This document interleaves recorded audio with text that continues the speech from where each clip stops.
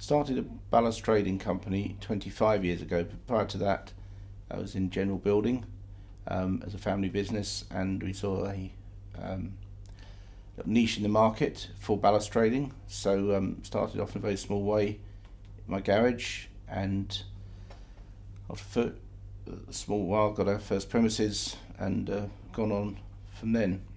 1992 is when Sapphire started, 25 years ago now. The growth has been very consistent. We had a bit of a blip in the recession, but even then we were growing, but at a slower rate. Through the years, safety has increased massively. I mean, the early days of putting balustrading in, there was no scaffolding on the stairs.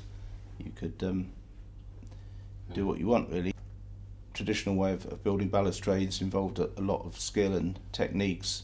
They started being flooded with markets where you could buy components off the shelf and just glue them together and produce a fairly good imitation of what we used to craft in our workshops. A lot of clients aren't so discerning as to what they want. They just want a stainless steel balustrade and don't really care how it's put together. So a lot of the mystique and the quality came out of the product, which was a challenge.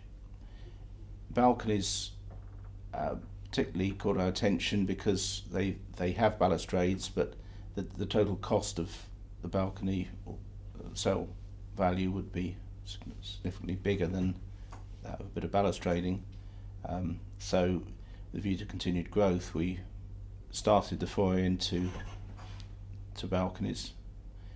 We found there was a lot of problems with the way that balconies conventionally are installed. They're heavy steel, galvanized structures typically, and are very intolerant for how they fit on the building, particularly with building tolerances.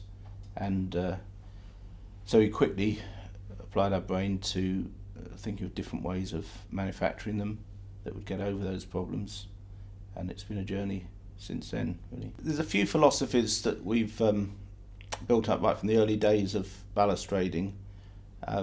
One would be that wherever possible you don't see any fixings, so we've presumed a very seamless way of jointing different components together so that there's a consistency of finish there, and we've applied that same philosophy to balconies. The other one would be to do as much as possible off-site, because an hour in the workshop is worth several hours on site, and the quality of finish is more consistent, and the efficiencies are much greater. So we've applied that same philosophy to balconies, in that if you can completely finish them in the factory in nice warm conditions, it's much more likely to get a pleasing result than working out there in the cold and the wind and the rain, as is traditional on a building site.